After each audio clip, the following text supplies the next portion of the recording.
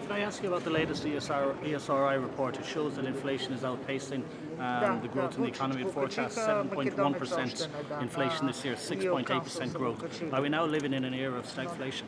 Not yet, but I think that's what we have to try and avoid in respect of the challenges ahead. From our perspective, I've been very clear to people we cannot chase inflation from month to month. It's a very challenging and serious situation that's happening globally within Europe, and that impacts on Ireland. We have economic growth. The forecast is we have economic growth to the end of the year, and so we have to protect that side of the economy, which is creating jobs and creating investment, inward investment in particular, whilst being very alert to the inflationary pressures. And we know from the 1970s what happens if you try and chase inflation. You get second and third rounds of inflation which last for a much longer period.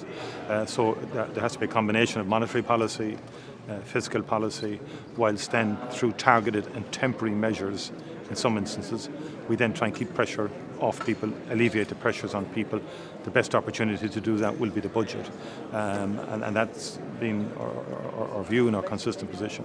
Budget, because your enterprise minister has not ruled it out. We had a very good discussion last Monday evening, and indeed prior to that, and with Ministers for Finance and the Minister for Public Expenditure, and the optimal moment for us, not just to deal with the cost of living, and we will have to deal with the cost of living in terms of reducing pressures on people, but also doing it in a way in line with the ESRI reports and other reports in terms of the targeted nature of this, to do it also in combination with other factors around pay and tax is the budget, and to do it in a comprehensive way that sustains right through the winter, because the winter will be difficult, particularly on the energy front.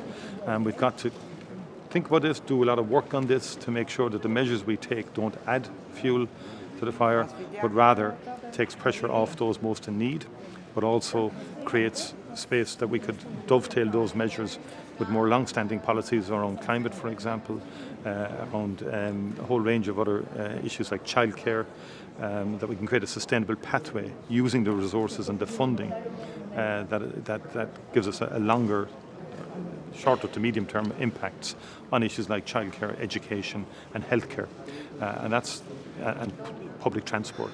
So that's kind of areas that we have to dig deeper, take advice, take the evidence base, and do it, I think, in the context of the budget. So nothing before the budget? We don't see that, no.